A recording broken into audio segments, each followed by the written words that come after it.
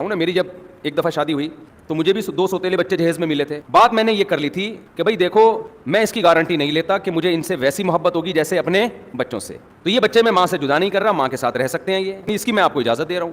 کیونکہ عورت کے لیے بچوں کے بغیر کہیں جانا یہ بڑا مشکل کام ہوتا ہے نا، وہ اس چکر میں رشتے نہیں کر رہی ہوتی. تو یہ آپ کی کسٹڈی میں رہیں گے. اور میری آمدن اس وقت بہت تھوڑی تھی، تو یہ بھی میں نے قید لگا دی کہ بھائی ان کا خرچہ بھی میرے ذمے نہیں ہے. میں کروں تو یہ میری طرف سے فی سبیل اللہ ہوگا، لیکن ذمے میں نہیں ہے. میں اس لیے یہ بات آپ کو بتا رہا ہوں کہ بات ایسی نہ کرو کہ ثواب کے بجائے الٹا عذاب ہونا شروع ہو جائے. آپ نے ایک کام کیا اچھا سمجھ کے اور اس کے الٹے نتائج نکلنا شروع ہو جائیں. لیکن حقیقت ہے کہ ہمیں محبت بھی ہوگی. ظاہر ہے آپ کے ساتھ کوئی رہتا ہے، آپ کے گھر میں رہتا ہے، تو محبت تو ہوتی ہے نا. بہت الحمدللہ اب بھی بہت محبت ہے. اور اللہ کا شکر ہے جو ٹوٹا پھوٹا ہم سے خرچہ ہو سکا وہ بھی ہم نے کیا ترا. اور اللہ کا شکر ہے بڑے اچھے طریقے سے پل گئے، بڑے ہو گئے، بیٹا جوان ہو گیا، بیٹی کی شادی ہو گئی. تو بہت اچھا حساب کتاب ہو گیا. وجہ کیا تھی؟ کلیریفیکیشن تھی. کوئی آڑی ترچی ڈائلاگ نہیں مارے ہم نے، ٹھیک ہے نا. لوگ کیا کرتے ہیں ایسے ثواب کے لیے نا، ثواب بھی انشاءاللہ ملا ہوگا کہ نہیں ملا ہوگا.